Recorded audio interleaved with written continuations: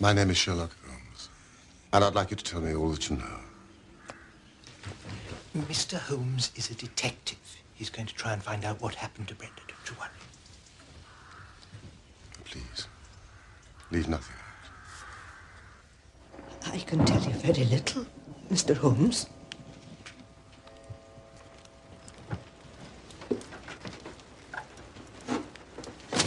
Oh, you'll be cheating. I am not cheating. Owen, will you tell your dear sister to play by the rules? Well, she's your sister, too. You tell her. But she's on your side. It's rather late, and I do have to get back to the vicarage.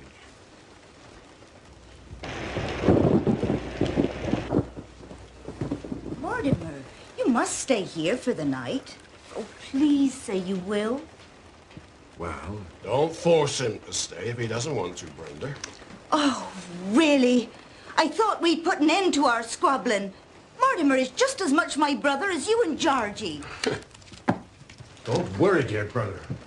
I know where I'm not welcome and why business at all. You disowned us. Or have you forgotten? We'll be all right now, Beth, if you wish to retire. Is Mr. Tregennis staying with us tonight? Why? Do you also object to my presence, Mrs. Porter? Mortimer! I want to know, should I air your room, sir? Sorry. Thank you, Beth. That'll be quite all right. Mr. Tregennis will not be staying. Very good, Miss Brenda. Is it custom to have a fire in the room at this time of year? It was a cold and damp night, Mr. Holmes. Well, I must say, I thought it was rather humid. I suffer with a mild blood disorder. Feel the cold on even warm nights. I know how you feel. Now, Mrs. Porter, was the door to this room closed when you entered this morning? Oh, certainly, sir.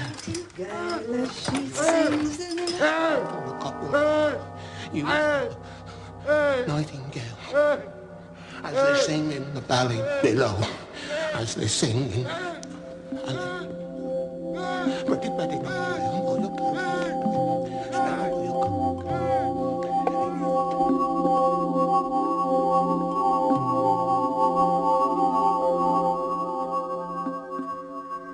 When I recovered, I threw wide the window to let in the morning air. Then I ran down to the lane and sent a farm lad for the doctor. And the rest I think you know, sir.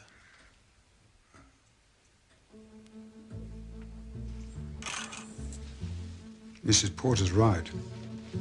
She's very beautiful. Yes, but something's missing.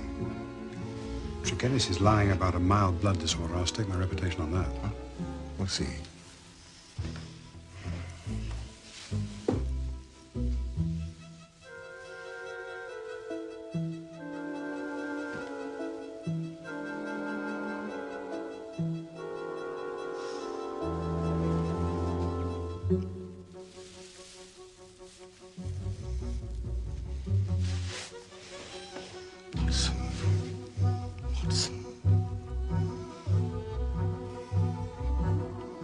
Look at this. That's very unusual.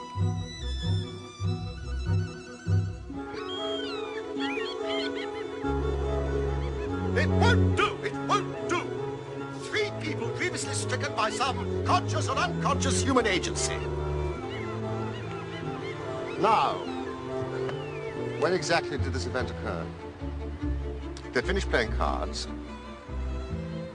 It was past their usual hour for bed. Apparently the chairs had not been pulled back from the table. Well, it must have been only moments after Tregennis left the house. Exactly. You're conscious, of course, how I managed to obtain a clearer impress of his foot. Yes, I guess something of the sort.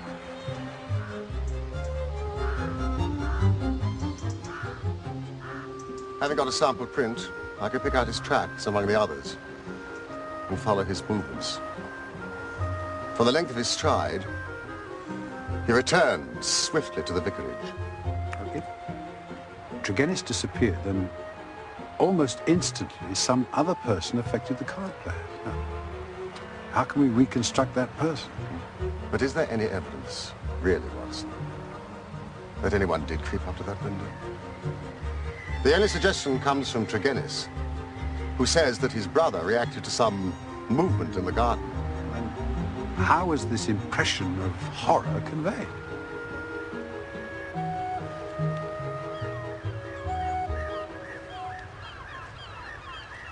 You're Mr. Sherlock Holmes, the detective.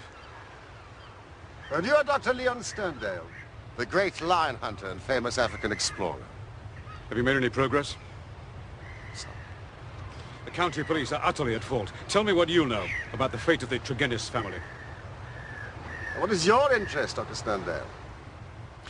My claim, to be taken into your confidence, is that during my many residencies here, I have come to know this family of Tregennis very well. Indeed, upon my Cornish mother's side, I may call them cousins. So their strange fate has naturally been a great shock to me. Do you know of anything that could help us in our inquiry? Nothing at all. I may tell you that I had got as far as Plymouth upon my way to Africa when news reached me. I came straight back here to help in any way I can.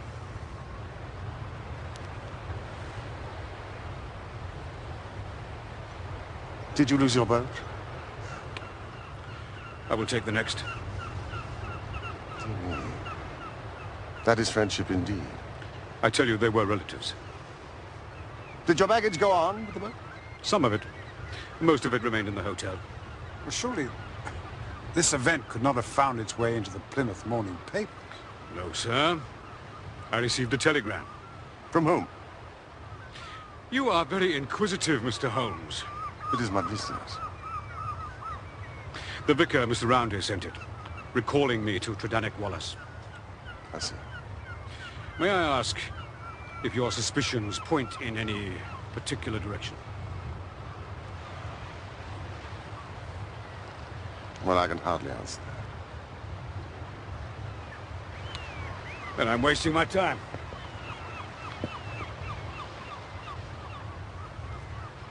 Oh, God!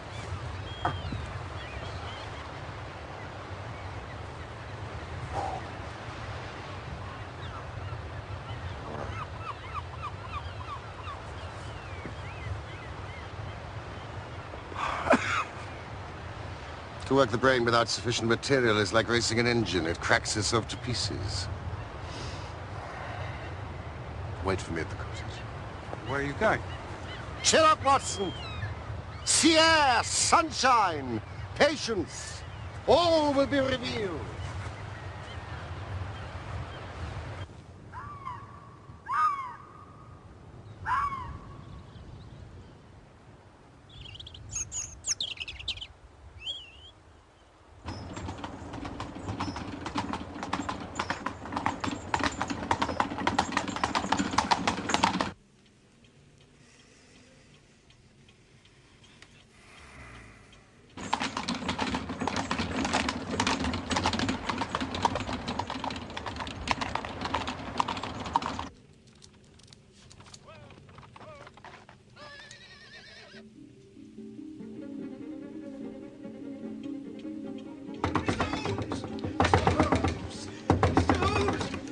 Mr. Holmes! We are devil-ridden, Mr. Holmes!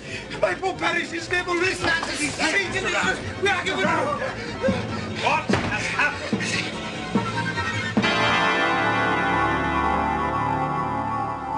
Dead about 3 hours, I'd say. Same symptoms exactly as Brenda Tregennis. Limbs convulsed, fingers contorted, as though he died from a very paroxysm of fear. That it should happen under my roof. Has his bed been slept in? Oh, yes, most definitely.